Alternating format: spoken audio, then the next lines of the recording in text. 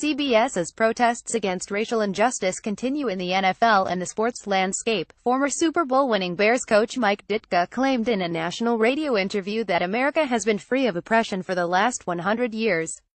All of a sudden, it's become a big deal now about oppression, Ditka told Jim Gray on Westwood One's pre-game show ahead of the Bears-Vikings game Monday night. According to the Tribune, there has been no oppression in the last 100 years that I know of. Now maybe I'm not watching it as carefully as other people. Ditka continued on. I don't know what social injustices have been, Ditka said. Muhammad Ali rose to the top. Jesse Owens is one of the classiest individuals that ever lived. I mean, you can say, are you saying everything is based on color? I don't see it that way. I think that you have to be colorblind in this country.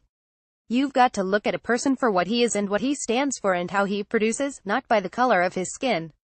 That has never had anything to do with anything.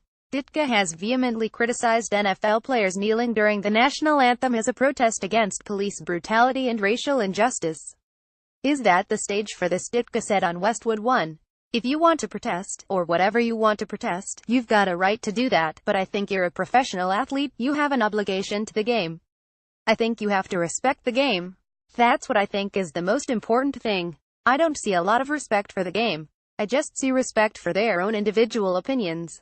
Opinions are like noses, we all have one. Some are good, some are bad. If you don't respect our country, then you shouldn't be in this country playing football. Go to another country and play football.